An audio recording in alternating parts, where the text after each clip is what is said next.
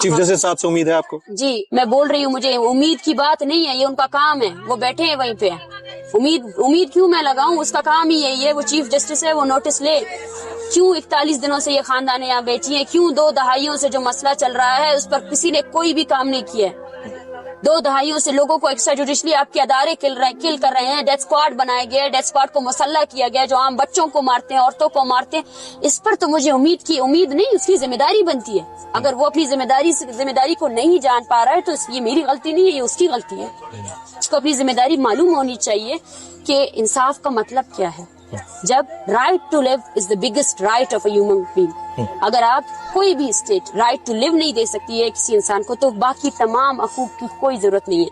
ये लोग, आप इनकी हालत को देखें, इनके पटे हुए कपड़ों को देखें, इनके हाथों में जो तस्वीर है ना पुरानी पटी हुई है, ये इतना भी अफोर्ड नहीं कर सकते कि एक तस्वीर नहीं बना सके। यहाँ ऐसी फैमिलीज भी है जिनके पास उनके बेटे की पासपोर्ट वाली तस्वीर है और कुछ नहीं है, और कुछ भी नहीं है, शनाख्ती कार्ड भी ये लोग उठा कर लेकर गए हैं। अच्छा, ठीक है, और ये फिर भी आपसे सेंधक का सोना नहीं मांग रहे हैं, ये आपसे ये नहीं मांग रहे हैं कि सुई गैस को 56 से लेकर आज तक आप लोगों ने अपने हर गली कूचे में पहुंचाया, लेकिन बलोचिस्तान में जहाँ से वो निकल रही है वहाँ उसको नहीं दिया। ये आपसे तालीम की हकूक नहीं मांग रहे हैं, ये आपसे सेहत नहीं मांग रहे, मांगना तो चाहिए था, मांगना चाहिए था। रेकोडिक में जहाँ पे आपने एटॉमिक वो किया, वहाँ पर आज भी लोग जो है ना इर्रिवर्सिबल डीएनए चेंजेस की वजह से कैंसर ज़्यादा है, लेकिन वहाँ पर कोई नॉर्मल हॉस्पिटल भी नहीं है जो लोगों का इलाज कर सके। ये तो बुनियादी जरूरियात है, आप इन जरूरियात को एक साइड कर दें।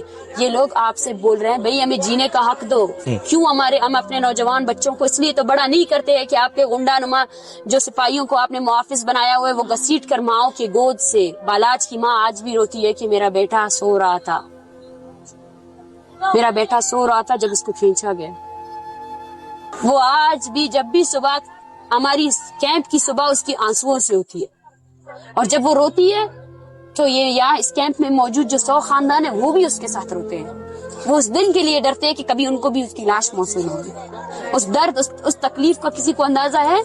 ये सारे लोग आपसे बोल रहे हैं भाई हमें जीने दो, ले जाओ सारे वसाइल, हमें जीने का तो हक दो। क्या वैशी हो तुम लोग? मुसलमानियत के नाम पर तुम लोगों ने ये मुल्क बनाया था, कौन सा इस्लाम है आप लोगों का? ऐसा तो कोई गैर मुस्लिम भी नहीं करता जो तुम लोगों ने जबर हमारे मुल्क पर, हमारे जमीन पर डाला हुआ है। और वो तो आपको नजर आते हैं, लेकिन बलूचिस्तान के अंदर जो पंजाबियों को मारा जाता है वो नजर नहीं आता। उसके ऊपर आप लोग क्यों नहीं आवाज उठाते कि उनकी किलिंग्स क्यों हो रही हैं? ये अनवारुल हक काकड़ साहब ने कहा है, आप इसको रिस्पॉन्ड करना चाहेंगे कि वो क्या कह रहे हैं? मैंने पहले भी इसको रिस्पॉन्ड किया है, मुझे अफसोस होता है। ये वो नफरत आमेज बयानिया है जिसके तहत पंजाब को खिलाफ किया गया, बलूचिस्तान की पंजाब के आम आवाम को सिंधियों के खिलाफ किया गया, नफरत के जरिए रूल किया गया।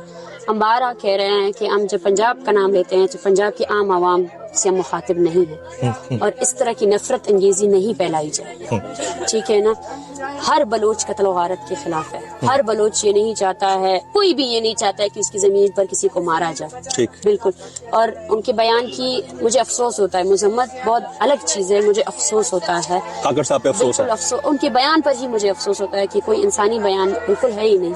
हम बार बार कह रहे हैं अगर आप हमें क्रश करेंगे, आप 75 सालों से आपकी पूरी रियासत ने हमें क्रश किया, लोगों को मारा है, लाशें फेंकी है। बलोचों की जबरी गुमशुदगी के बाद सिंधियों का शुरू हुआ, फिर पश्तूनों का शुरू हुआ, इसके बाद पंजाब में जबरी गुमशुदगियां हो रही है। मुदस्सिर नारू जो एक जर्नलिस्ट है, जी आई रिमेम्बर 5 साल से 6 साल हो गए, 6 साल हो गए। उसकी वालिदा जी जी जी, ठीक है ना। उसका बेटा जवान बच्चा है, वो तकलीफ जो है ना, वो तकलीफ मुश्तरका तकलीफ जो इस कर्ब से गुजरा है वो बेहतर समझ सकता है। मेरे बाप की इन्होंने लाश फेंकी, मुझे समझ आती है।